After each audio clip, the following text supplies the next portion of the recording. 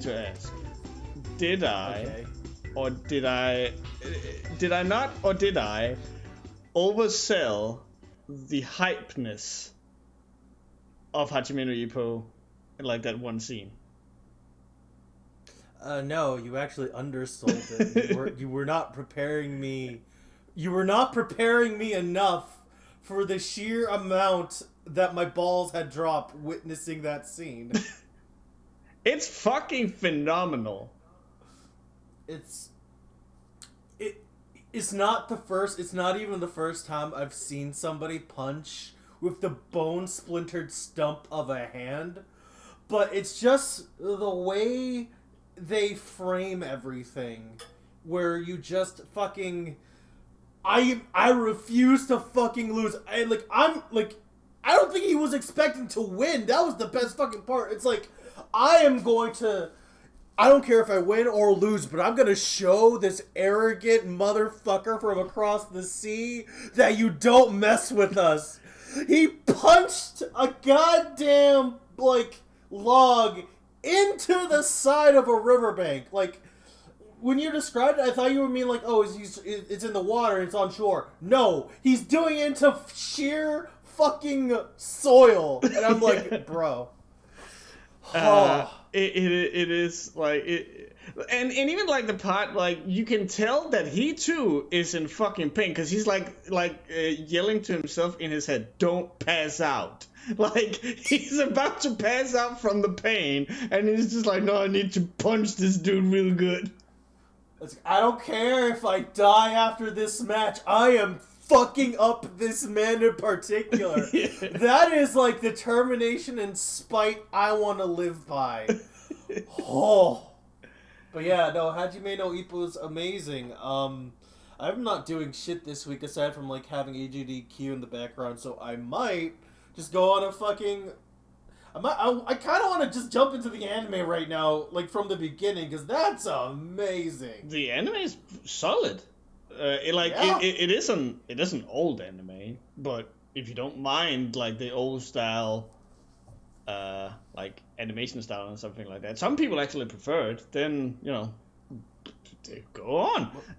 Wasn't there a second series where they updated the animation, or maybe it was something else? I don't know, but what I do know is that there's been several movies and series and stuff, and they they are just continuing Ippo because there's so much Ippo. It's got one, I know that shit's near 1,000 or something crazy. It's Hajime no Ippo, Detective Conan, and One Piece are all just suspiciously really high in chapter count. I do not mind. If I'm remembering correctly, and there's probably going to be some people who correct me, and please do, but if I remember correctly, Miura worked as an assistant of the dude who made Hajime no Ippo. That's how old it is. Yeah, no, I remember that. So you have a lot in front of you, but Listen, okay. if you're willing to sit through for One Piece, I'm willing to sit through for this, because we're just all gonna have a good fucking time. Hold on, let me just. Alice got it. Alice got that, yeah. I am not a mod here. Sorry, I'm just so used to doing that on the D&D streams I do. Huh. Weird. Makes my butt tingle. But yeah, I'm definitely going to continue with Hajime no Ippo once AGDQ is over. It's just AGDQ is the perfect thing to have running in the background while you're doing literally anything else. Because you just have you can every now and again look over and there's video games, but even when you're not watching it actively, you're still hearing cool video game music and sound effects and all this stuff, and people talking over it. So it's almost as if you're sitting in an arcade doing whatever you're doing. It's so cozy. It's it is really one of those things where you can just sit back, you're like doing your work, and then you look on your other screen and you see like somebody glitching through a wall and everything's all fucking distraught, and then somebody just punches a big enemy and it dies in one hit. Yeah. Like, and you just blink and you miss it, and it's like, oh, this is great. And all the people who play, I love the fucking humor of it all. Because you always run into the people who are really sarcastic because they played the game so many goddamn times they can actually play with their eyes closed. They're just like chatting it up with like the people in the back. It's like, okay, hold on, this is a frame perfect trick, and he just like, it probably is really impressive, but then it doesn't impressive at all. But everyone goes fucking wild anyway. Yeah, he like they always make it look like they've done it like 1 billion 2 times. But it's like, oh yeah, this is super hard. Then to do it. Okay, yeah. So anyway, and then they just move on. But that's the kind of thing I love. It's like high. That is probably like the highest skill you can get, where you could just fuck around and find out and just do a lot of crazy bullshit. One of my favorite things is like Castlevania. The reason I'm so excited. Have you ever seen a speed run for like Symphony of the Night? No. The one with Alucard in it. Like, okay, you don't even walk normally. That's how fucking great the speed run is. You're just like. You're like jump and you do a dive attack and then you slide and you just keep doing that and it looks like he's fucking, I don't even know how to describe it. It's like he's surfing on the edge of his fucking foot through the entirety of the castle. It's great. I think my my favorite thing is Super Mario 64. Oh god. Just because of the meme of Mario like doing the long jump forward but going backwards. Backwards long jump, yes. Yeah, and like the fact that that has become a meme and a running joke. It is everything I could ever want. So like, I didn't realize. Like, I have no way to prove this because like I was fucking 8 at the time, but like me and my brother figured that out when we were like really little kids. We didn't know how to speed run, but he was like, "Ah, shit, I really suck at all the really later stars, but I just want to fight Bowser." My brother was like, "No, hold on, bro, let me show you." And he could do it like once, and like it took me like until I was in middle school to figure out how to do it right. But it's literally just like turning around, just mashing the A button until it gets stuck in the N64 controller. But I'm like, we thought everybody knew that thing, and apparently it was a big thing to find out on the internet. Apparently this wasn't figured out until I think like the first reaction was like 2008, 2009, or like no, I'm mixing things up. But it was like mid 2000 when the internet first came out, when people were like, "Oh shit, this is a major discovery," and I'm like, fuck. Although, then again, we were Spanish also. We did have Spanish video games, and I think we read it from one of those said Spanish video game magazines. Like, hey, if you do this, you could break the game. What were the Spanish video game magazines called? I don't fucking remember. It's been a long ass time ago. I like how Cloudy's recording from inside a tin can. You think? I can't hear anything wrong with your audio, but maybe the chat can tell us if there's anything wrong with your audio. There was something wrong with your audio when I called you up. Oh yeah. What was it now? A little bit. But yeah, el video juegos. Oh. El video juegos. Oh, el video. Oh, that sounds sexy. El seguidor pequeño. I remember I was like fucking workshopping that with you and Angel.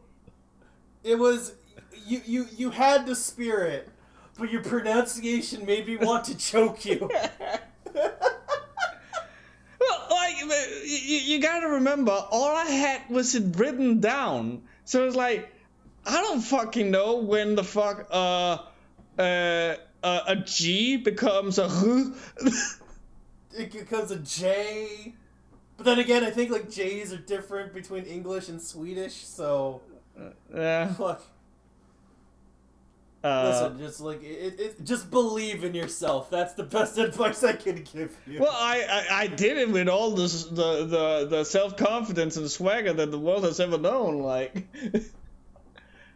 That's why I didn't want to take it away from you, because I'm like, it's wrong, but he got the spirit. Spanish Mario. Woohoo! Oh my god, that is a fucking good joke.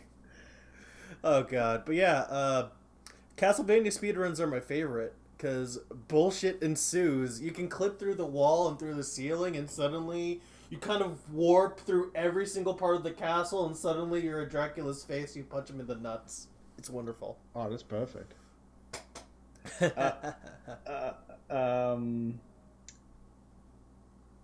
There's always like this thing. I don't want to be mean or anything, but you can always tell at these games done quickly. And maybe we should explain, because there's probably people out there who doesn't know what it is. So there is this thing called AGDQ. It's every year during winter, and then during the summer there's summer games done quickly. And it's basically a charity event that lasts for an entire week, which is just a marathon of different streamers and video game players and stuff doing speed runs of every game that you ever loved. And then they just do that for a whole week, and they typically save up millions of dollars for everything from Prevent Cancer Foundation to Doctors Without Borders, and much, much more. But during these events, and because there's so many different people doing these, you get this interesting mix. Sometimes you get these people who are just filled to the brim with personality and charm and energy. So they have all these in-jokes and stuff, and some of it is like the most hilarious shit you've ever seen. And then there's others where you just have a streamer on who is 100% devoid of any personality, humor, or like the life has ceased to exist within them, and instead they now like their soul has been ripped out of their body and has been replaced with a task bot. That's basically what it is. Yeah, like this is why the commentators on the couch was like such a good idea. Yeah. So they can carry the talking while someone actually does like the plays. Because I genuinely think if I ever tried, I don't think I have like the ability to like be really be very charismatic while I'm playing a game, because otherwise then I would suck at the game. But at least it'd be funny. Yeah. Whereas you take people who do it like really seriously, you try to do it like competitively, who will need that concentration, which again I can understand, but you always have that mix of, do you want to see crazy dumb bullshit and have a good laugh, or because there's also some people who just want to see games done quick, really goddamn good. So it's like, you gotta understand. Oh, I completely understand it, but it's just like, it's funny to see that change, that like how different they are. My man Tomato Anus, yeah. That's Tomato Anus? No, it is actually Tomato Anus. Okay. What was the quote? I'll appreciate it if you stay quiet. Oh. Oh. Okay, so for those in chat, so there is this clip from one of these Awesome Games Done Quickly, where a dude is, I think he's playing Tomba 2. Don't know why I remember that specifically. But he's playing this game, and then some dude he doesn't know has just decided to join him on the fucking couch and do all these quote-unquote jokes. And you can tell that this man is fighting a losing battle of patience with this dude. He's just, shut the fuck up, guy.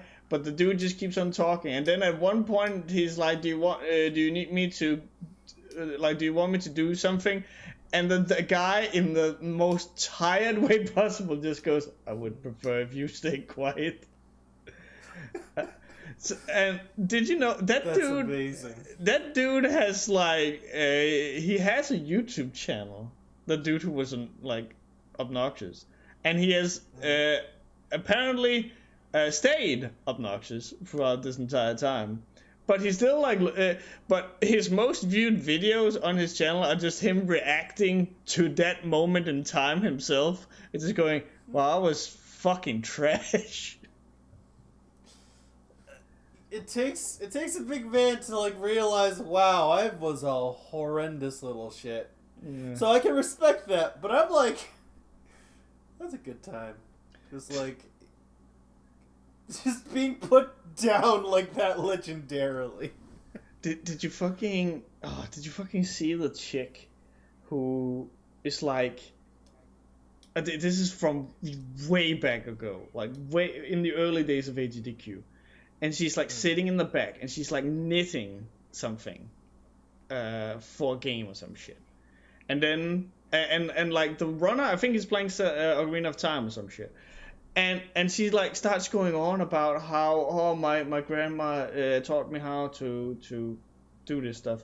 And she's like starting to cry out, and she's just talking. And you can like see the people are like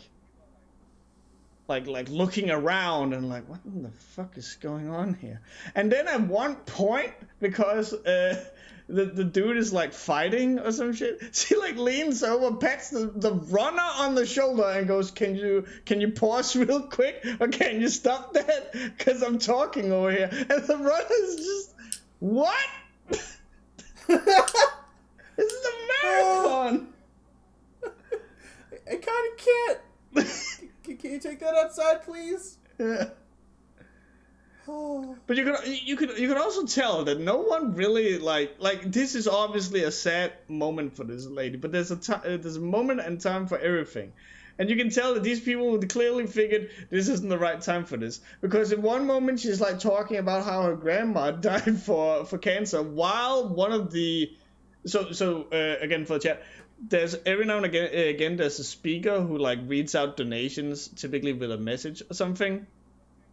And so and this speaker is like talking over her, and then like saying, oh yeah, we got $100 donation or something, like a pretty big one. And at that time, that would typically trigger everyone for applauding, like, oh my god, we got a big big donation. And so this got timed so horribly with this lady saying that oh, my grandma died, and that was timed with the end of this donation read. So the moment this woman goes, oh, my grandma died, everyone in the fucking crowd are fucking cheering and clapping.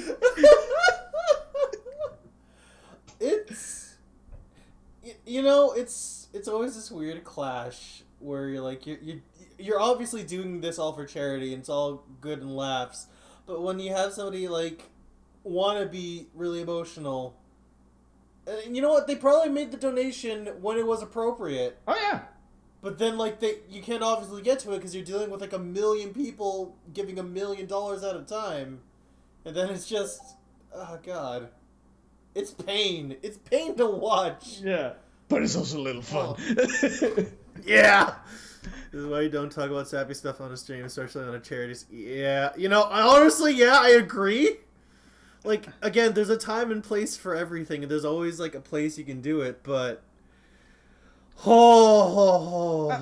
you're gonna tell me your life story while the guy is trying to do a super 360 no scope, like a frame perfect skip. Frame perfect skip, and then it happens in a dark sense of humor kind of way. That's the best way to put it, honestly. Your grandma frame perfect skipped her way to an early grave. Oh, no! That's why she dead. What she's wearing in her casket. She out of bounds from the mortal coil. Oh no! Classic, no! One long time no see. Hello. Nice to see you. I'm writing that shit down. Oh, that's fucked up. Out of bounds from this mortal coil. Out of bounds from this mortal. That's the title for this episode. She cocked into heaven. Oh no! And then she gets to heaven and it's just taskbar. But you know what? You can play like Snake on the original Super Mario World for the SNES. What? I love. So like one of my favorite things TaskSpots had ever done was like you're playing. It is so hard to explain what the fuck is going on. But, like, you're playing the normal Super Mario World, but, like, you're doing certain actions within the game to the point you're actually rewriting the code by jumping and throwing Koopa shells. And there was, like, this one thing TaskBot did where they, like, rewrote the programming for Super Mario World, and instead of playing the normal game, it turned all the thing into fucking Snake. That one game where you're like, yeah. Oh, that's amazing. Like we shit on TaskSpot, but like that fucking robot does amazing bullshit. Oh yeah, it does. At least it was legendary. Marco was talking about the YouTube algorithm wanted to pause his audience while fighting a dragon in Cuphead. Frameperfect glitch to heaven. Frameperfect glitch to heaven, yeah. I think it's almost better. Oh, I'm gonna write that one down as well. But we were talking about this whole thing about like a time and place for like all this sappy stuff. There is after you run. Yeah. Like once you're done, you typically get a moment where you can just like where the speaker knows, okay, I'm gonna shut the fuck up, and you can talk about everything that like you want. Get a good time, and then just go, yeah, I wanted to do this because my grandma, she Frameperfect glitched her way to heaven. Or anything like that, but like don't do it while there's another fucking runner trying to focus. Yeah, like we're all here specifically for this one reason alone. We want to see crazy shit. We want to see all this stuff, but like if you're going to talk about your sappy stuff, please make your big donations between games. Yeah. Please. I beg. Like hell, I would be happy if you had like a 30-minute block of nothing but really sappy donations. Because sometimes you need that. Sometimes you need to just like share your stories and get it out there and let's just tell people. I understand that. But like, don't do it when happy-go-lucky Wahoo Mario game is happening. Wahoo Mario game. When you have him like glitching dick first into a wall, finding the secret star, and beating the level in 30 seconds less than you're supposed to. Can you imagine like saying out loud, yeah, so basically I have colon cancer and I only have like a year left to live, over the fucking screen of Mario 64 doing the twirl with the fucking like peace sign when he gets a star, like yay, let's go.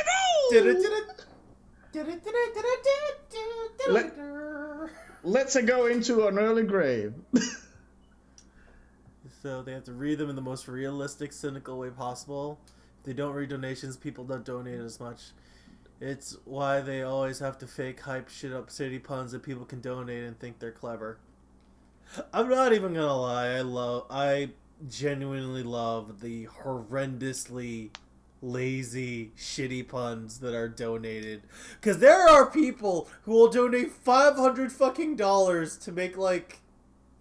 I can't even think of a pun that'll make me cringe. But... you spent your fucking week's allowance on that. I can't even be mad. Yeah. You probably saved somebody's life making a shitty pun. Yeah, like that... You can't hate on people who will like spend $600 just to tell a bad dad joke. Like that's dedication. Like, especially if it's like to something, if it's a game they genuinely love.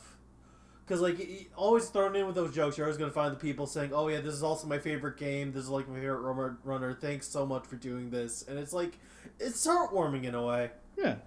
But also at the same time, like, do not interrupt Speed Man when he's again glitching dick first through a wall. I think like there's a norm now that they agree with the speaker. Like, okay, I will tell you when you can talk, otherwise you shut up or something like that. And you know, yeah, I think that's a fair way to put it. But I think that there's also some push from AGDQ, like we gotta do it because people want to be acknowledged when they do these donations. Yeah. Like, always schedule time for donations and, like, okay, this is when I need to concentrate. Everyone shut up. Yeah. Okay, we did the trick. Now everybody go talk. Okay, yeah. I did the Frameperfect skip. Have you guys seen the documentary of Cecil McFly's about the tragic story of the speedrunner Narcissa Wright? Yes, I actually watched that as late as 2 weeks ago. I was not aware of this. Can you please fill me in on this? Oh boy. I do not know what Narcissa was called before. But wait, no, I've heard of this again. At the time, she was a male streamer who did fantastically well in Zelda Ocarina of Time, and then stuff happened, and she transitioned to be a girl, and then she stopped streaming Ocarina of Time. And was basically just expecting people to donate to her for doing nothing. And people were like, and she started out with a big fan base because like she had become popular on AGDQ and all this stuff for doing these fantastic skips, and she was really good speedrunner for Zelda Ocarina of Time, and so like she already had this core fan group that loved her. But you know, she wasn't doing super well when she wasn't doing content on stream. She was just sitting there and sometimes just listening to music, literally not doing anything. I'm not even being hyperbolic. Literally not doing anything, just looking into a monitor. And you know, her fans would go, "Hey, why don't you try and do this or that or something?" And she would just be like, "Shut up! Who the fuck do you think you are? Like, I'm the greatest shit in the world." Yada yada yada. And it's just a tragic tale because like you can just see a steady fucking decline in mental health and like will to live basically. And she was like, go on. I was just saying, I've not seen the documentary, but like all this is coming back to me because I heard about this as it was going down. Yeah. Please continue. And it's like again, people tried to help. People tried to like because again, she had built up this core fan base that really wanted the best for her. And she would constantly like she wouldn't try and speedrun other games or anything. She would actually like actively not play video games. But she would keep talking about like, oh, when Breath of the Wild comes out, oh, that's gonna be my big break back into this shit. But it turned out it wasn't. So she just got worse and worse and worse. Started treating people worse and worse and worse. And Kotaku came out. They wrote an article about how great she was, and there's apparently now an actual fucking documentary, like full-on big budget documentary being made about her because she got heralded as this big speed run transsexual is it transgendered person and all this shit, when it's like, yes, she was a great speedrunner and whenever she was speedrunning she was fantastic. There was life, there was joy, everyone was happy, but every time she wasn't, it was just like fucking depressing to watch.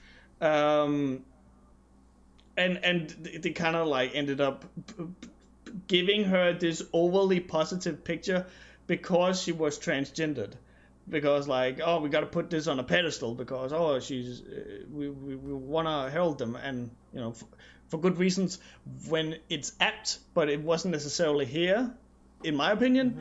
So yeah, that was a whole tragic thing. Oh yeah, no, a lot of shit happened and that happened. I have not seen the documentary yet, so what does it talk about specifically? Does it like go into depth about how everything? It's like I think it's 2 or 3 videos, each more than 2 hours long. I'm definitely gonna pick that up after the Castlevania block tomorrow. No, you're watching Hajime no Ippo. Okay, fair. That is true. I need to see the entire context of that man getting so pissed at that American that he just puts bandages on his head and punches a stump through the ground. Yep. I think her screwing up Mario Maker in front of millions of people as well as Shigeru Miyamoto on that Nintendo Championship back really took a toll on. That's true. That was her. Yeah, that was her when it. I don't want to get in trouble for this, but that was her when it wasn't a her. Yeah, no. Like I'm like, oh. Yeah. Shit, I saw that live. She choked hard. It wasn't good. I saw that with like my friend who like super loves Mario to her core, and like we both were like in a call and we just gasped. Pain. It's big pain. Do I want to know? Actually, no, I don't. So, you were just to bring this like to more happy stuff. Yeah. You were talking about like this whole thing about like sometimes you just want to feel like sometimes you just want the feels, as the kids you used to say it, like with the messages about like, oh, this was my favorite game I used to play with my brother, yada. And that brings me to, because I wanted to ask what you've been doing since the last podcast, because we've had New Year's Eve and all this stuff happening since then. And so but I figured I would start then, just to make a good transition or segue, because I managed to beat Endwalker, the latest expansion for Final Fantasy 14, and that is a fantastic expansion. And I even put out on Twitter that like, how good is Final Fantasy 14? Final Fantasy 14 is so good that it single-handedly made me I want to say fan of Final Fantasy, but that's maybe a little too soon to say that, just because like I like the other games, I'm not like a super like huge fan. But I'm no longer like the Final Fantasy hate dude that I used to be. It is fucking phenomenal. So I wanted to bring that up because you were talking about this whole like feeling stuff. I have been spending, like, not every day, but every day I've been looking at like at least 1 or 2 videos of people reaching certain points in that game and be like, what were their reactions? Oh, did they cry during this because it's a really emotional scene and stuff like that? And I don't know why I'm doing it, but it's probably, as you say, sometimes you just need that catharsis. You need that, like, you need a good cry. Yeah. Like, everybody needs that sort of emotional, I guess it's like pathos, some sort of like release, some sort of just reaction to like emotions. You can't always be like high octane, like on a sugar rush 24/7. Sometimes you just gotta like, you gotta get like curb stomped into heart sometimes, man. Just to make sure to get the blood pumping. Sometimes you just need like, I think we can all agree that some of the times where you're feeling like the most, in lack of a better word, just light, is when, like, after a good cry, you feel like, oh yeah. It's because you're like letting off baggage off your shoulders. Yeah. It feels good. Yeah. Also, real quick. If I have been talking over you, like the last minute or so, I'm dreadfully sorry. Apparently, my headphones had restarted without me knowing it. So I noticed that the Discord audio, like soundbar, was going up and down, but I wasn't hearing anything. So, yeah. So that. No, it's fine. It's fine. It's all good. I was I guess I was trying to get a word in, but I was accidentally talking over you, so it's fine. We're good. Oh, perfect. But yeah, no, I'm just saying, like, I wish, God, the days go by when, like, people keep trying to pull me into Final Fantasy 14. And, like, again, the only reason I am not putting my hat into the ring is because I've had, like, I have a very addictive personality. I went through the ringer with MapleStory. I love the sprites. I kind of like this story. I am way much into fucking, like, the gacha aspect. That's kind of why I stayed away from shit like Genshin Impact and other things. I promise you, if I went into fucking Final Fantasy 14, I would be like one of those, like one of the people who are so upset with like the fashion in that game. You will never see me again. This podcast will be over. I won't be your mod because I'll be spending all my time and money getting the coolest shit on my monk character. Okay, fair enough. I already planned. It's gonna be a fucking Lalafell monk. I'm gonna punch people, and I will be Potato. It will be awesome. I shall be Potato. It shall be Potato. But like, I'm not yet. I'm not. I don't know if I'm emotionally ready for the whole game yet. I understand that. Although I will say, a friend asked me to fucking they don't have a phone number for this, so they had trouble getting like a Grubhub. There was this like promotion going around for the Grubhub pizza. one. Yeah, and my friend like begged me to like get the emote for them. Like, okay, and so it was weird because like I thought I didn't. There was like this whole controversy going on where people didn't get their codes. I'm like, oh shit, I haven't gotten mine for 3 days. Turns out that like it wasn't even in my spam. It was like in one of these mailboxes I never fucking check, cause they have like one email thing for Grubhub. They're like, oh, they send you your order, and then like that never came up. They have a completely separate email for a fucking Grubhub, and all their people lost their codes for the emote because it was under a different fucking name. Oh, that sucks. So yeah, I called them up and like, oh no, they never mentioned anywhere where the email was coming from, and they apparently like I talked to the guy, hey, where's my code? And it's like, oh no, it's under this name. And like, oh shit, it's here, thanks. And it's like, yeah, no, sorry.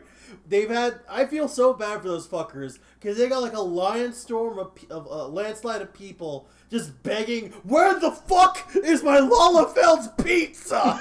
Or shit like that.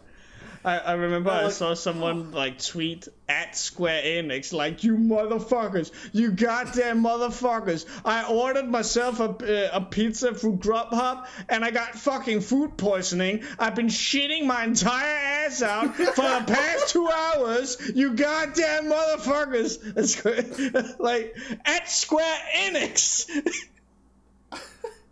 I'm like, yo, I can understand. Because, like, this was just dumb miscommunication. The fact that they didn't tell you, hey, this is the email you should be looking for. And not just, like... Man, people really love their fucking, like, shit on... They can get on this game. Oh, yeah. This exclusive emote. Imagine the power of your character just holding a pizza and eating it in front of the peasants who missed out on this offer. It's funny you say that because I had the chance to be like a pro cool guy, because I bought a digital collector's edition when that came out, and so what I didn't know is that they send you your the items that you get in game. You get those in 2 batches. So I got the first batch, which was I got a minion. From I think Final Fantasy IV, and an earring that helped me level up faster, and then I thought that was it, and then like I think we've actually beaten Endwalker at this point. I go and I check my mailbox because Alice has sent me some dye for my clothes, and I see. Oh, I got because like there's tabs for like mails from players and then mail from the game or something. And then like I look at the game thing and it's like, here's your super sick limited edition collector's edition mount, which is a big fucking horse with 6 legs, and this cool rusty scythe that you could use on your Reaper. Guess what? I played a Reaper. And another minion. And I'm like, really? I could have flaunted this shit and felt like my penis was super long in front of all these people, and I completely forgot to check my fucking mailbox like an idiot? Yeah, that sounds about right. Yeah, that sounds about right. That's like the shit I would do, except I would just,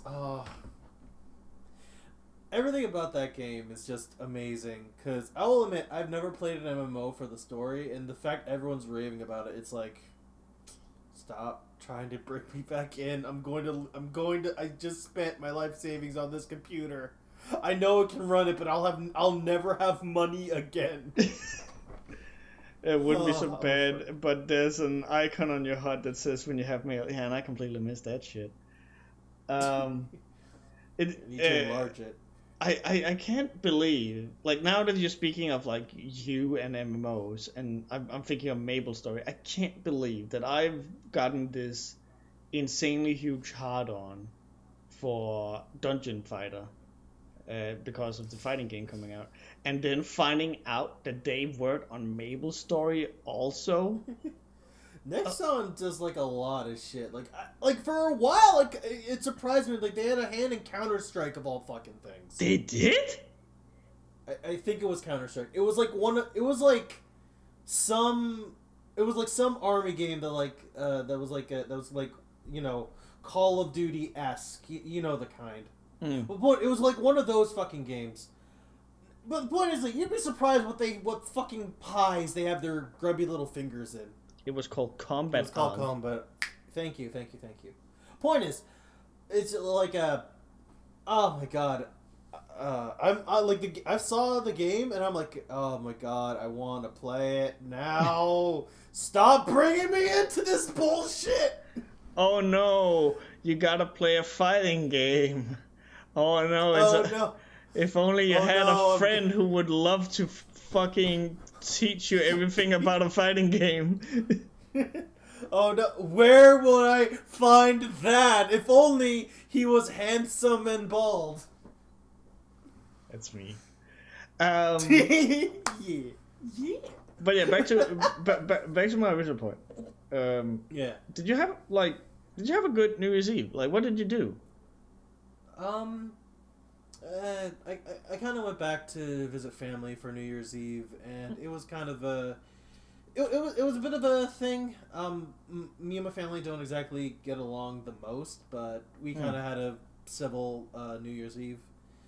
I didn't get roasty toasty this year, so that was good. I had to drive because I drive now. Yeah, but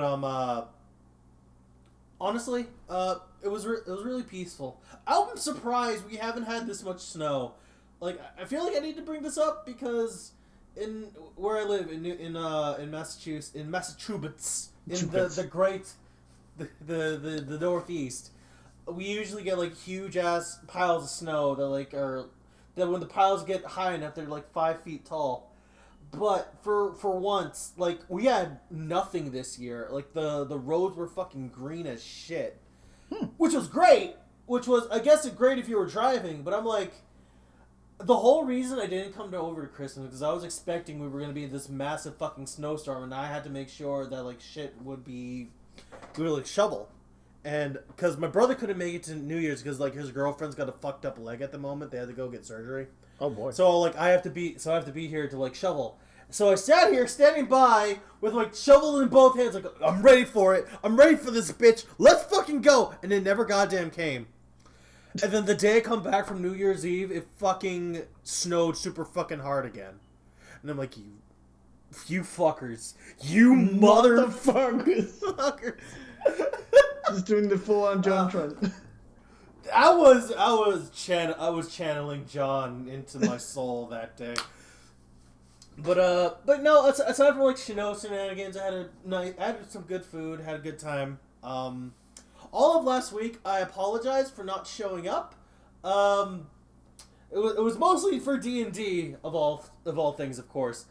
I guess it's not really I need to explain much, but like our days got moved.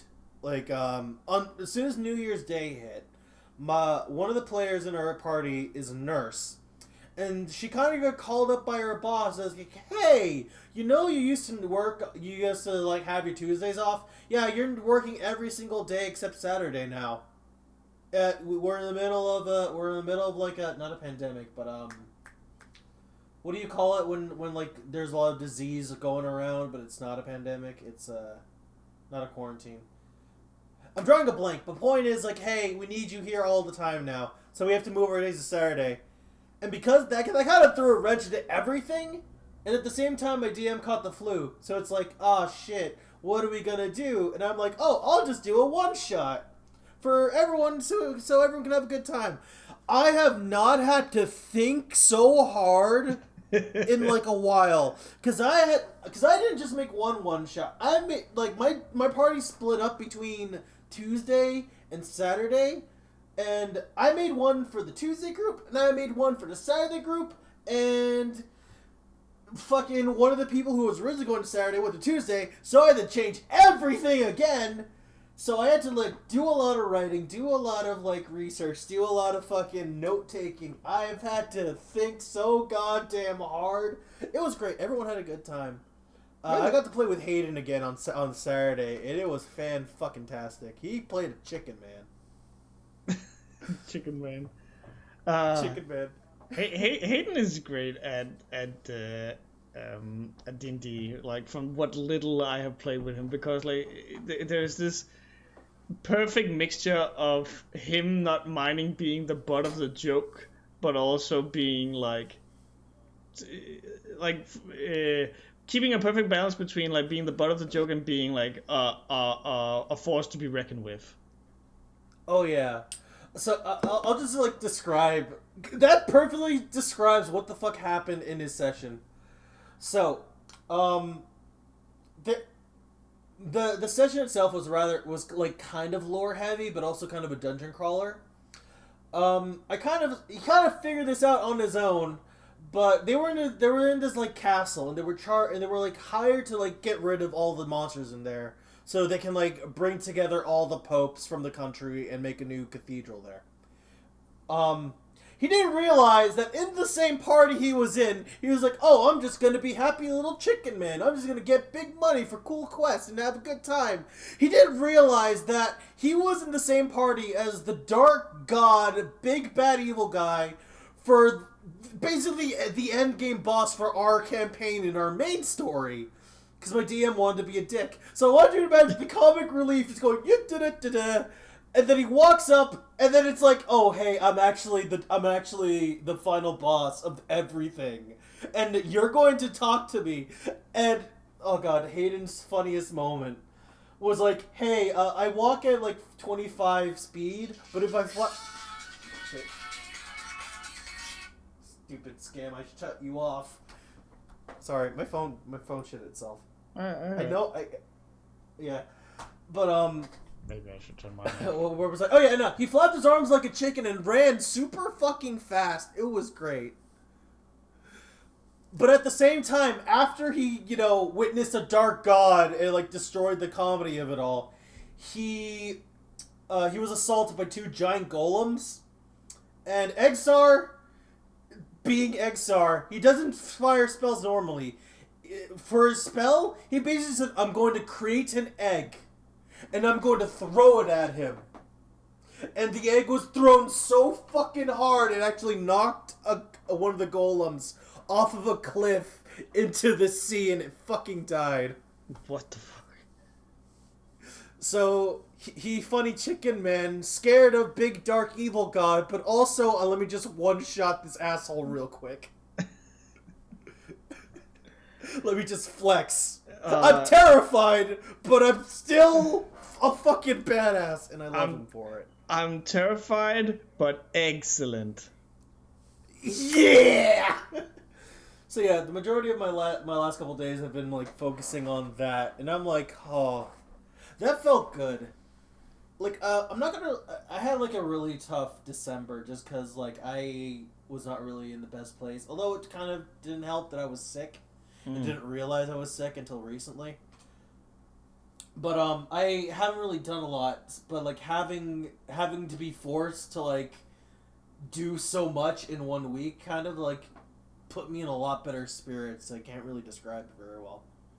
I think I get it. It's a mixture of that whole thing of when you work, you're not thinking, and when you're like, once you have finished your work, there is this feeling like, again, like we said, like removing luggage from your shoulders. Like, you can breathe again. Oh yeah, definitely.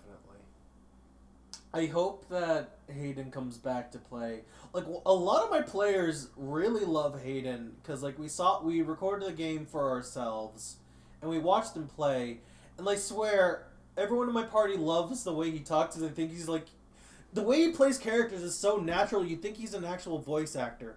I mean, he is. He is. But like, he's gotta like put himself out more. Like, one of my friends is actually like planning on hiring him to voice little animations of her OCs with Hayden's voice. It's great. Oh, cool. Yeah. My job is like we're at a point where we are so again we're making like learning courses online, and so at a point we're going to need like voiceover speakers for this thing. And I'm like, do you need someone who sounds a lot like Morgan Freeman? Because I might know a guy who sounds a lot like Morgan Freeman. Yo, I hope they take the bait because that'd be fucking hype. I hope so as well. He's very talented. It's just a shame that he doesn't really like get recognized as much. You know, he just needs his big break. He just needs someone to recognize. Oh shit! Is that Morgan Freeman? Well, Australian, but without the accent. I love him. Yeah. But yeah, mostly family, food, snow, and Dungeons and Dragons. That's been my vacation. How about you? Well, my New Year's Eve I celebrated home alone. I wasn't super like interested in going outside, meeting a lot of people now that the COVID numbers have started to skyrocket again. Oh yeah. So I stayed at home, watched movies with Alice and Zach. We watched the new Resident Evil movie. Ooh. Which is no? I was expecting so. Imagine trying to cram Resident Evil 1 and 2, like the games, into one movie, and then like doing weird changes that you did not have to do. Like 2 and 3 I can understand. Why 1 and 2? I don't know. Claire, her and like when we see her, oh, she's a cool badass. She's riding a bike. That's why she's wearing a biker jacket and all this stuff. And then instead, they now have her like arrive at Raccoon City, like getting a lift from the fuel truck that explodes at the beginning of 2. And it's like, why? She's still wearing the biker jacket. Like, why this change? Why did you have to like? You can make the same movie without these changes. Maybe they have a biker fetish. I guess. Leon has always been like the goody two shoe, but he was like super capable. Like he is a himbo. Like he's dumb and good as the day is long. But the movie was super spiteful towards him. He was a fucking idiot the entire time, and the movie just kept shitting on him, and it was this really interesting thing because it just dogged all the ass on so much of the pre-established plots and everything, but it still had like the most hyper specific references ever, like Itchy Tasty was in there. Wow. The famous head turn from the first zombie in Resident Evil 1, they had that as well. Like, there were so many, like, super specific references that, you know, like, these people knew and loved the source material, and also knew, like what people liked about them, and then they just shat all over it. This is like the personification of that meme where Chris Redfield's pissed off at Leon's like, why aren't you fucking my sister? Yeah, basically. Yeah, I'm like, Chris Redfield, are you directing this? Are you still mad about him going after Ada Wong? You need to fuck Really? Claire! Listen, she rides a bike, you need to fuck her, Leon!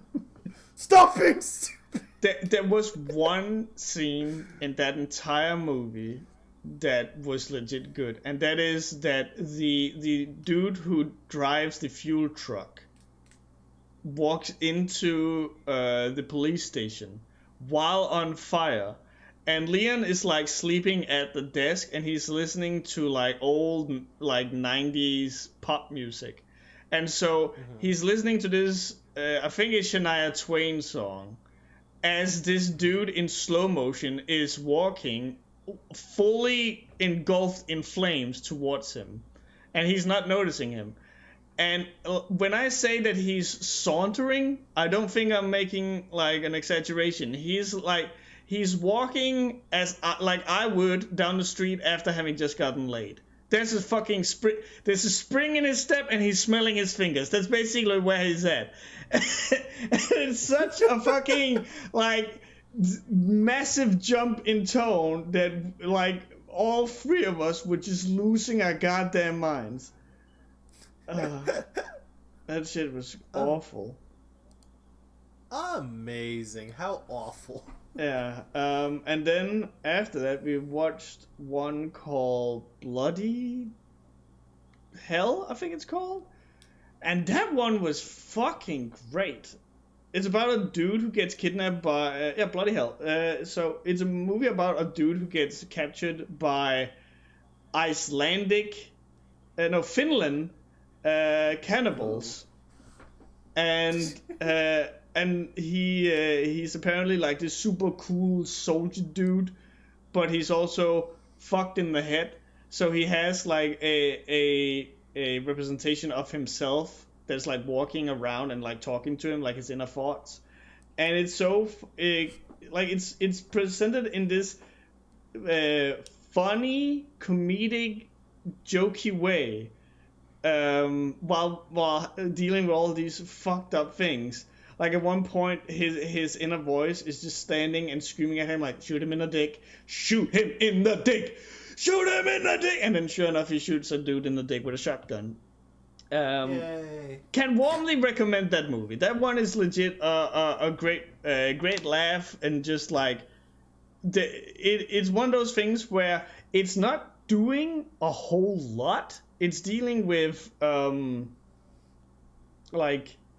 it's very down to earth in terms of its plot and all this stuff, but it's being done hyper competently. It's like John Wick, where it's like it's just another shoot bang bang with like the most quote unquote nothing plot in the world, but it's just done so competently with like with it setting up the world and the action scenes and the choreography and all this stuff. So it's just a great movie. So if you like stuff like that, then by all means go check it out. But yeah, Bloody Hell. Gotcha. Yeah. But yeah, we watched that. I tried to get drunk. I had two massive glasses of gin, and I had bought myself an entire bottle of champagne. For some reason, did not get drunk. Don't know why. And I drank all. You're building an immunity. What? You're building an immunity to alcohol. Yeah, it's starting to become a problem. Yeah. yeah, just a nice cozy evening. I've gotten an air fryer. I don't know if I mentioned that on podcast, but I gotten an air fryer, and I'm still trying to figure out what food I can put in it. So this time I tried to put a côte de bœuf, which is really, it's called the king of steaks, basically. So yeah, air fryers, right? Air fryers, yeah. I will never get to fucking talk about my fucking air fryer. Oh God. I don't even fucking know if we. So for those of you who don't know, because there's been all this fucking internet bullshit, my OBS crashed, which means we probably lost my part of the audio files. Oh, so we will probably have to just download the VOD off of Twitch and use that as the video, and then I'll have to edit it together or some shit. Anyway, now that we have internet, let me just real quickly tell the story about my fucking air fryer. So, I got my air fryer, and I'm new to the air fryer, so I'm trying everything, to, a little bit of everything to see, what can you actually do in an air fryer. So I put the steak in there, which is a côte de bœuf, which is the best kind of steak you can get. Put the steak in there, and I found a recipe online, and I cooked the steak in the air fryer, even though in my head I'm thinking, this is fucking blasphemy, because you need to cook this thing on a frying pan over an open flame and all this shit to get the proper taste and all this shit. But I figured, you know what, let's fucking try it. So I put it in the air fryer, I cook it, and it comes out fucking beautiful. It is so red that it's practically still alive. It is so tender that you can chew it with your eyelashes. It is fucking gorgeous. There's no buts. It was really good. I can warmly recommend making your steaks in an air fryer. I agree. Listen, it sucks that I don't have a fucking oven. I have a stovetop, thankfully. It's a pain in the ass, but when I can get it to work and I can just clean the air fryer, it is fucking great. Oh God, last time I had a really big juicy ass steak, I just popped it in there. I'm like, fuck it. I'm gonna have the whole thing. The whole thing came out perfectly well. No, nothing burnt, nothing shitty. I fucking just had it I just took a bite of it like it was a fucking apple. It was great. Man who likes his red meat, eh? That's the only right way to have steak. Legit. If you want a huggy puck, if you want a huggy puck, you can fuck off. I used to grow up because my parent, I don't know what was up with my mom, but she had this idea that if it wasn't burnt, then you probably have some worms in you or some shit. So I'm the moment I had red meat for the first time, I never went back.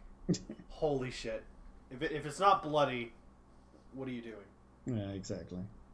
I want to bite into it and hear it go moo. That's how red I want my meat. I'll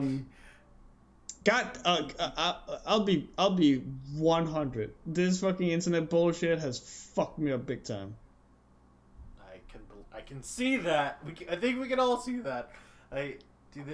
Those naked zombies asking about your car's extended warranty. They're horrible, aren't they? They really are. So with that, because I don't want to go on for too long in case we've now just straight up lost all the files and stuff. So if you would be okay with it, we can go into the mails. I'm cool. I got nothing much to talk about. That's fucking perfect. So, in case someone wants to yell at us for eating our meat raw, red, I mean, not raw, where could they send such an email? Oh, the best place, of course. You can send your emails to webcastrelief@gmail.com. So the place where so I won't be able to read these emails if they're online and my internet is shitty if they send it to webcastrelief@gmail.com. Yes, that is absolutely correct. Fucking All right. perfect. First question of the new year, back in December, from Shane O'Brien, and they write, Dear Cloudy and Lhasa, first of all, do like to say I really like the whole celebrating a festival with other people. Lhasa said a few weeks ago that it was very wholesome and wish more people were like that. Aw, wholesome.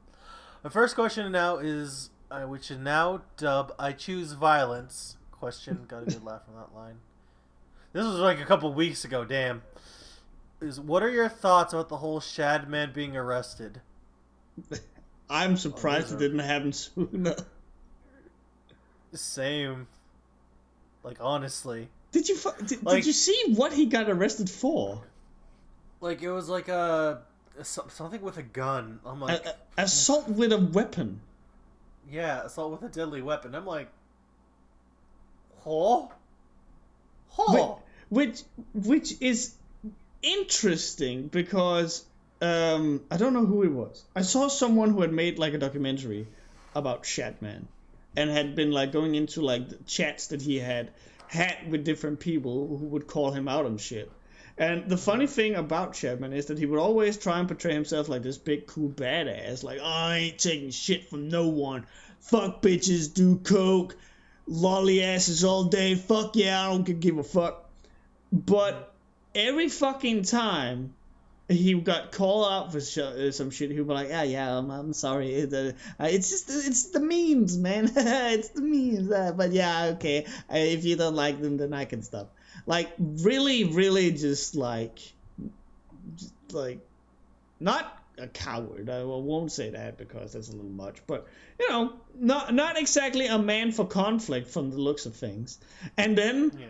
You take that and you go to fucking violence with a weapon. An assault with a weapon.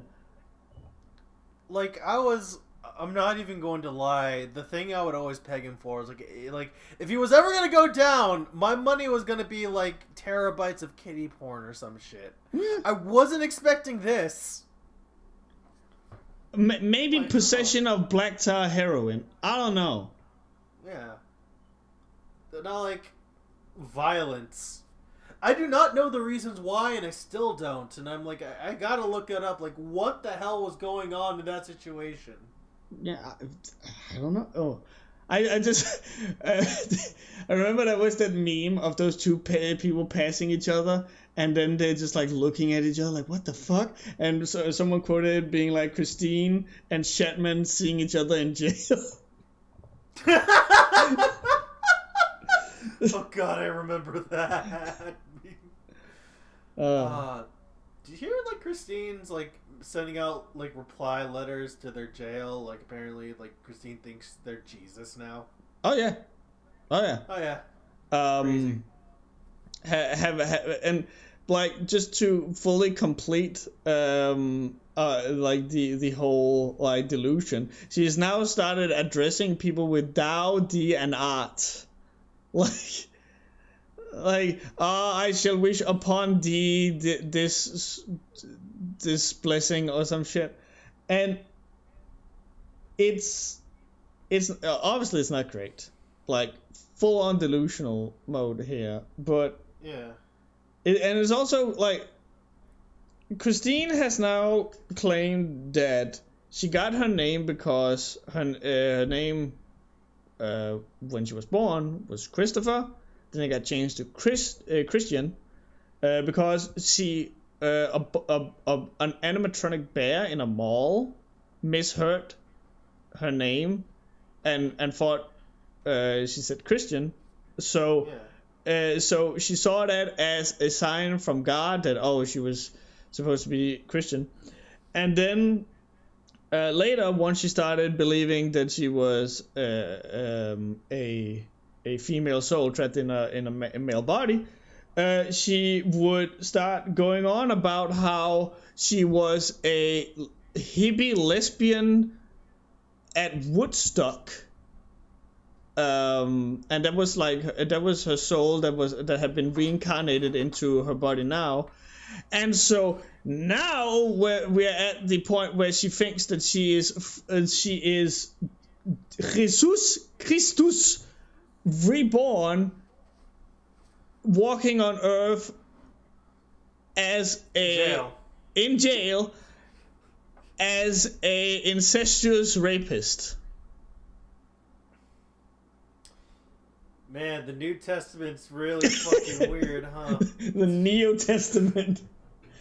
Neo Testament. Man, Neo Genesis Evangelion got fucked up. That 4th season really fucked me up, bro. Yo, man, shit wasn't the same when they killed off Kyle Reese. Oh, God. But yeah, honestly, again, to answer that question, I'm more surprised for how Shad got sent to jail than the fact that he's in jail to begin with. Yeah. Oh. Go on. No, you go.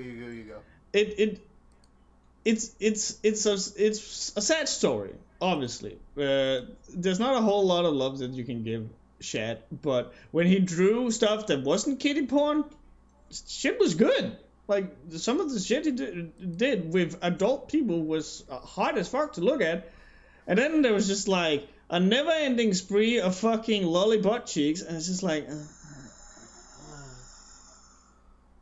Like, sometimes you can definitely tell a lot of the shit he drew was just to piss people off. Oh, yeah. That whole... Yeah. It was just like, oh, I'm gonna get a rise out of fucking Keemstar. And I'm like, that's a bit far to do, but okay. Go away. I was of the firm opinion at the beginning of this, and I'll gladly admit when I'm wrong, and this is one of those times. I was of the firm opinion at the beginning that, he's just doing this because he's a shit stirrer. Like, he likes to poke the bear. He likes to deal with the things that are taboo just because, like, that gets him views. Like, if you start doing fucked up shit and you can get away with it, then people are going to be attracted to that fucked up shit because there's nothing else of it. Well, there is some, but there's little of it on the internet. So if you can get eyes on that, like, through that, then it like, that's just marketing in a sense. And so I figured that's why he was doing it. But then there was more, and there was more, and there was more, and it's either like the Smash Mouth song or the Don't stop coming and it don't stop coming. Yeah, or the allegations against Blizzard where it just don't come and it won't stop coming and it won't stop coming.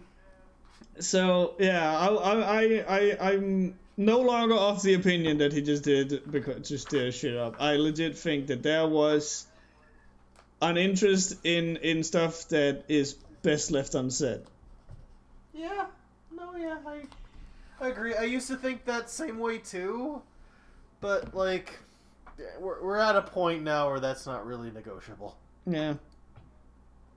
Shame. We had a second question from Shane O'Brien, and this will probably be the last one for the day. Have you ever heard a story... Wait, hold on.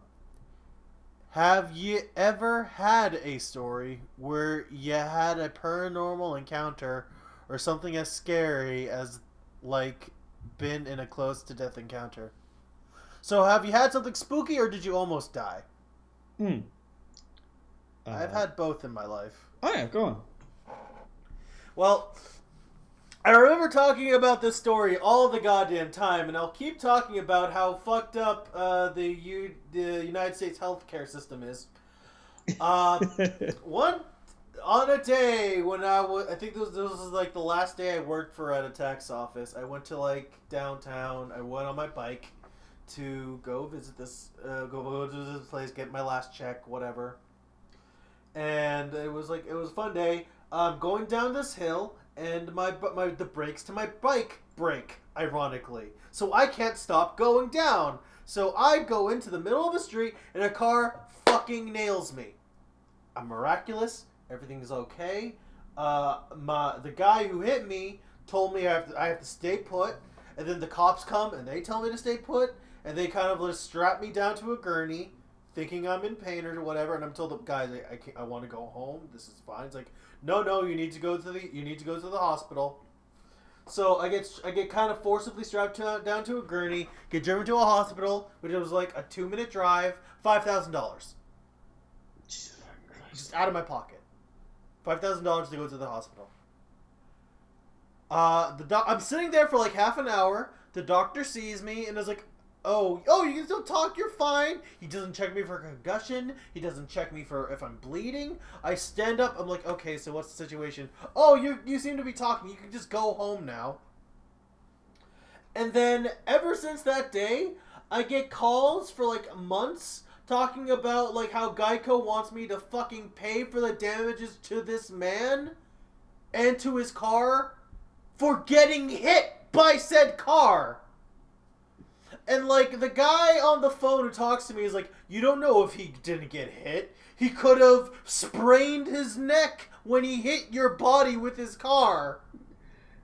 A tooth might have flown out of your mouth and hurt him in the shoulder. Think about the poor man in the car. We threatened to countersue, and then like we finally got somebody who would take our case, and then they dropped all their fucking charges. Thank fucking God. But like, the shit in this country, man, that, like, I would have preferred to die, to be honest with you. Shit was way too expensive for no fucking reason. They were trying to siphon all this money out of this poor fucking Hispanic kid. We want you to cover the psychological trauma you caused him. Yes, of literally almost dying, of the guilt of having to hit a Mexican on the road. We have talked at length about like the American healthcare system. Just like I remember I had to like text you at 4 a.m. in Denmark or something because I had seen a tweet or post somewhere, and I just like started flipping out, going, Cloudy, I need to check something with you. Is it true? Did you guys pay for your fucking ambulances? And you were just like, oh, yeah, you don't? And I'm like, what in the fuck? Oh, you know, it's cheaper. People prefer to get Ubers when they've been stabbed in the stomach than an ambulance because it's cheaper. I remember you told me like that specific example of like getting stats and taking an Uber. I think we have Uber in Denmark. I've never used it, but is it so that you can like write in your Uber thing that I don't pick up people who are bleeding or something like that? I mean, we don't have that courtesy over here. We can't really turn people away. You don't know the condition they're in. They're just, you like when you're working in an Uber, you just get like, okay, here's somebody you need to pick up. Here's your destination. And unless you notice it's the hospital, you don't know who the fuck's gonna come in. You can pick up a wanted criminal in your car, but you don't fucking know. And be a getaway driver. I mean, essentially, you could be. You know what? That would be fucking funny. My dad talked about this because like he's in a car and apparently there's like a seedy dark web Uber service that's going around on Facebook of all things, where actual criminals use like, oh, you don't want to be found out, use this different Uber instead, and you won't get collected by the cops or some shit. And usually people who sign up to those things, they get paid more, but there's also like a higher chance of you just getting shot by the person you're picking up. And people still do it because it's cheaper than an Uber. On fucking Facebook. I don't know why that part specifically finds me, but it fucking does. I was like driving with my dad, like throwing some shit out in the back of his truck, and he was like, "Oh no, like you have to be careful about all these Uber services. You don't know what's real. You can get killed by anybody in these places." My dad had to be on call for all these things. It was an epidemic in this city we're in right now because majority of the calls are like, "Oh yeah, my son was doing this weird, this like fake Uber service and he got shot. I want you to find the guy who killed him." And of course, like the guy who he picked up, he never kept any records of the guy. He never recorded the fucking text message of all things. And I'm like, God fucking damn it. Like, what are we supposed to do? And people are more willing to do it because it's a lot cheaper. That's just how it is in America. I am in a state of disbelief.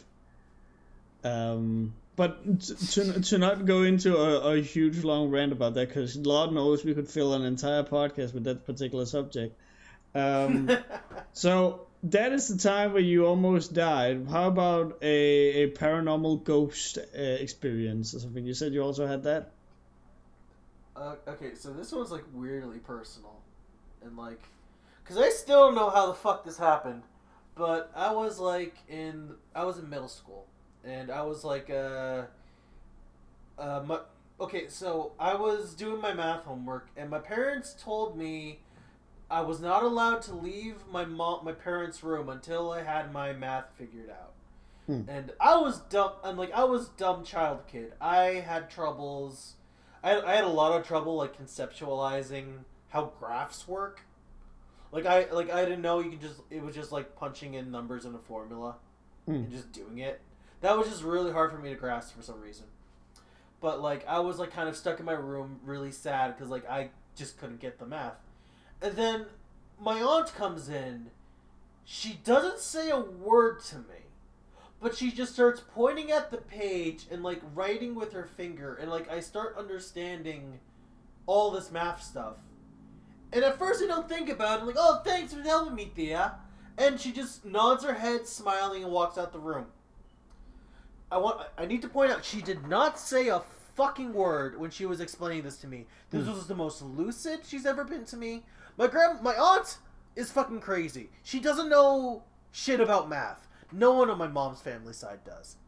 So, I finish my math homework, I come down, and I thank my aunt for helping me with math homework. She's like, what the fuck are you talking about? I don't know how to do math. And I try explaining, and she's like, Adrian, are you fucking crazy? And it's like, what? Who help? Who was math? Who was math? To this day, nobody believes me that was that was a thing that happened. So I just assumed one of the spirits in this house felt pity on me and decided to help me out just so I wouldn't stop crying in my mom's room.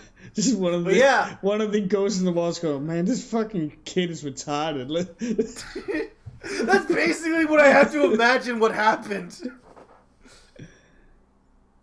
I mean, I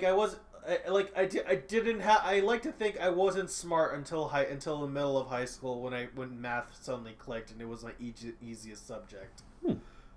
But in general, school is always hard for me growing up. But yeah. Well, I'm still calling that my paranormal experience because I still don't know what the fuck happened there. That was a benevolent spirit and a half. God damn. I wish I had a fucking ghost to help teach me math. I never learned to divide by by anything but a calculator. That's fair. It's very fucking fair. God damn.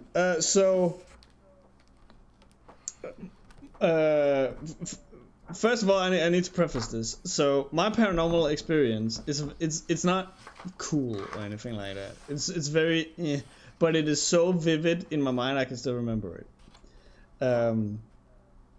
But I also need to preface it because this happened on a night where I had watched this show on TV called the Power of Spirits.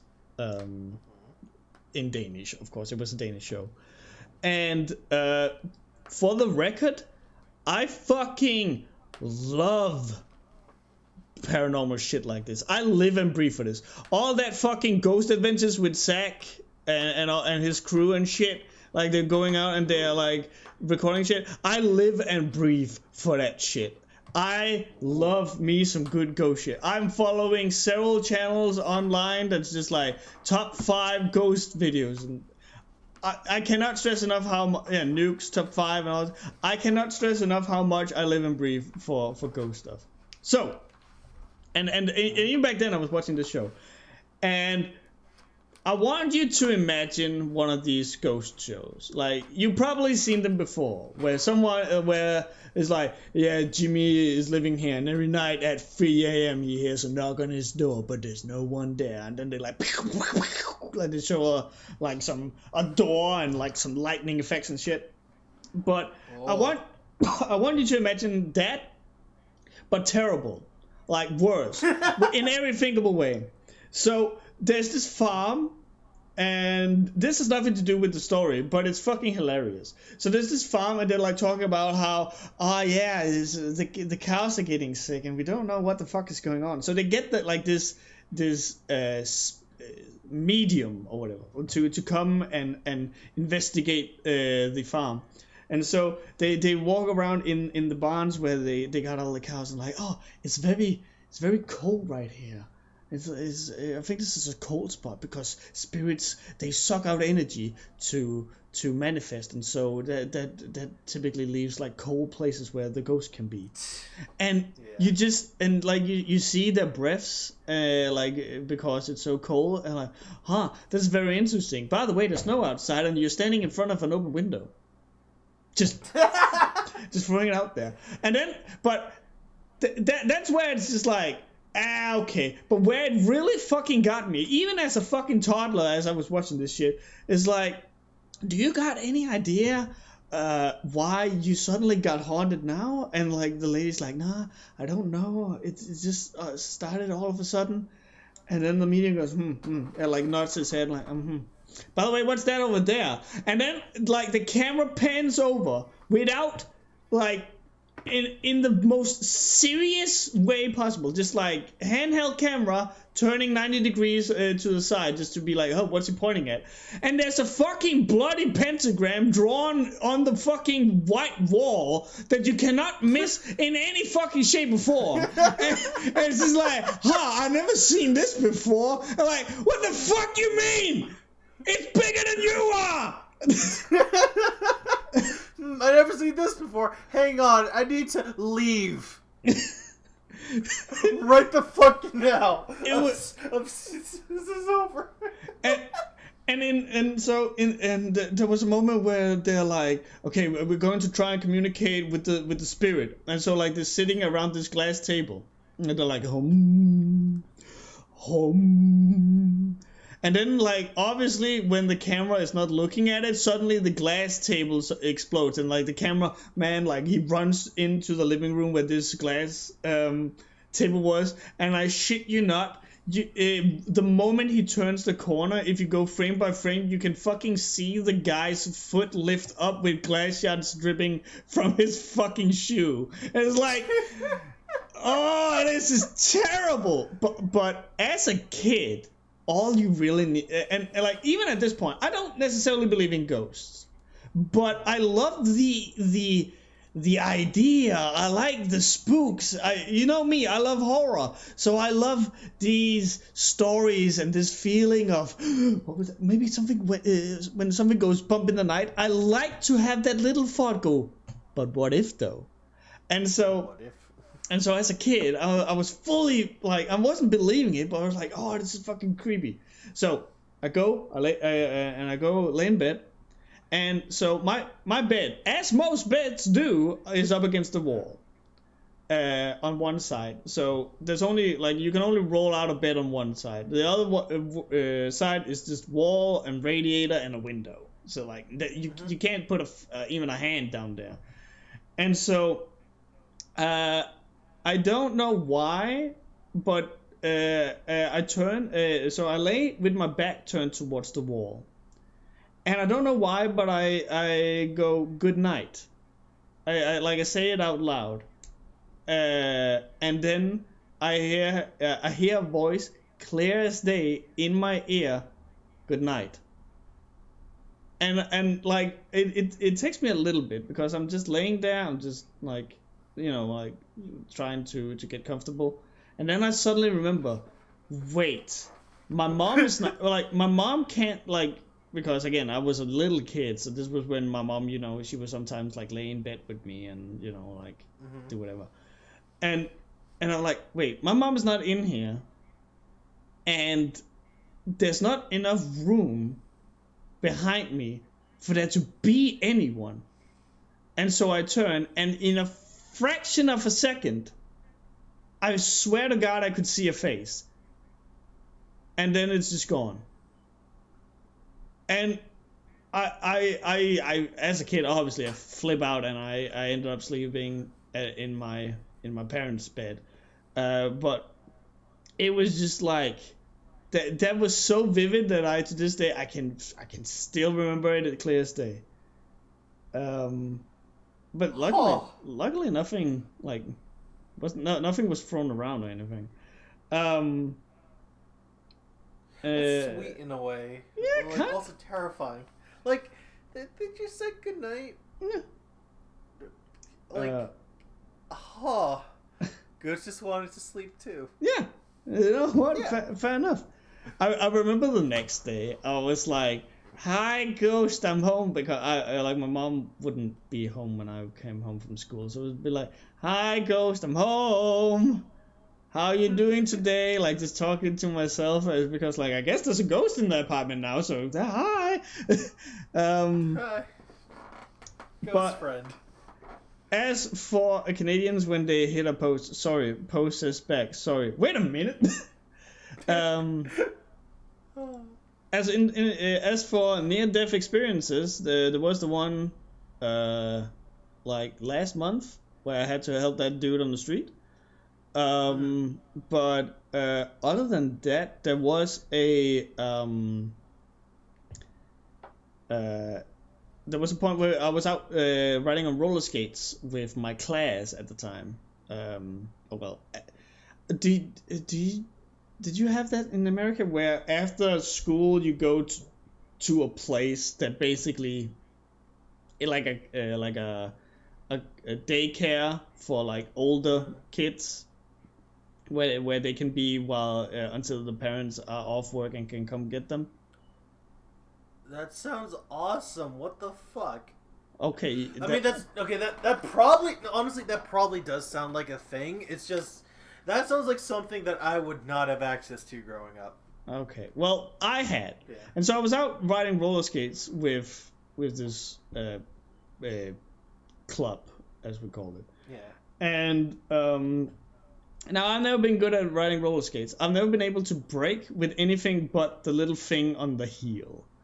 So that whole thing of like turning to the side and brake like that, I could never do.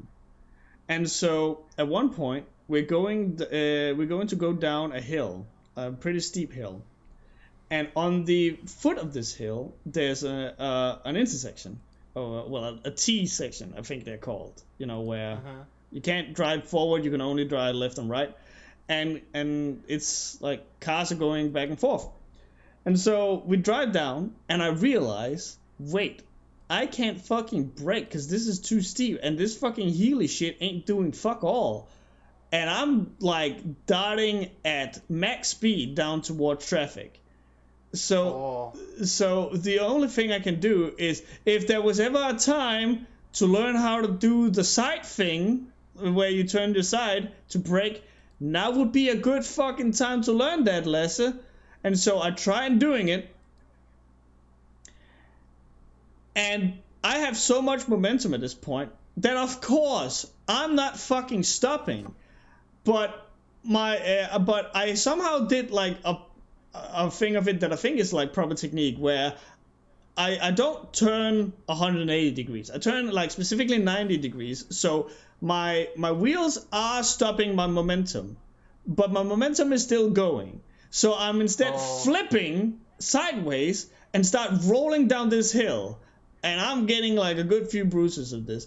And I come to a stop right next to the road as a truck drives by. And if I had rolled just like a half roll more, I would have been out in front of this truck and I would have been fucking dead. You were like so close to just getting isekai'd. Yeah, I was about to meet my favorite waifu.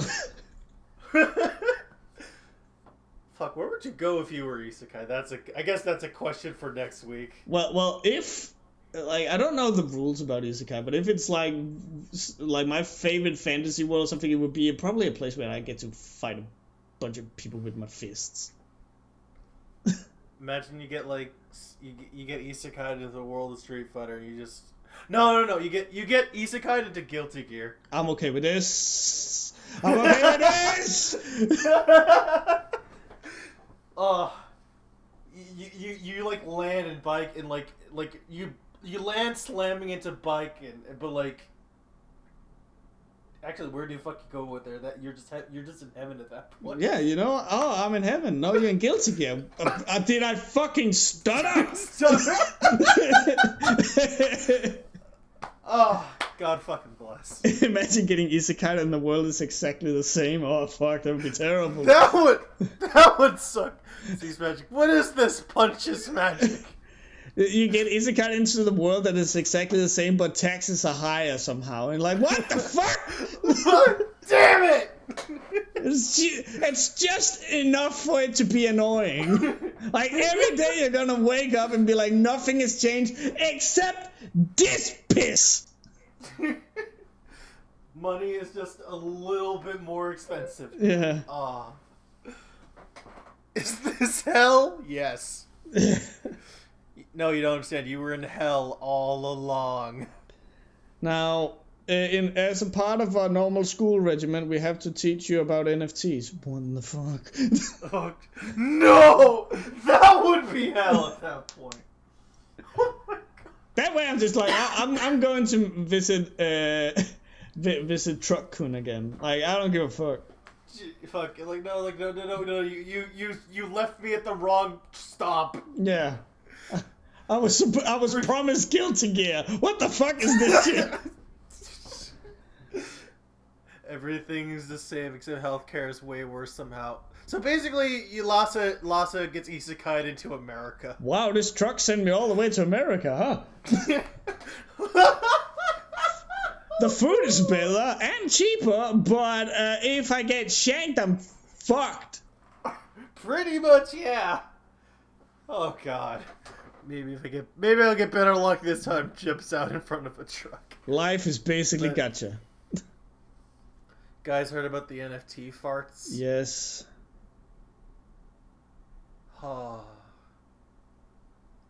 Pain. What a way to end the session. Oh, you go ahead. There was a lady who was fucking selling her farts in like little jars or whatever, and she ended up getting hospitalized because like she was eating so much unhealthy food to make her fart, and so while in the hospital she apparently concocted this genius plan to now sell the receipt for these fucking farts as NFTs. And I'm like, on her part, she was already fucking people over for money. You do you, queen. Like, fuck. At least you got a tiny jar when you bought Gamer Girl bathwater. You know what? Yeah. You could use that to straw strawberry jam in afterwards. I mean, you're correct. You're absolutely correct. It's just, man, the grift people go through and people still fall for. Yeah. Amazing. Even Mike Shinoda.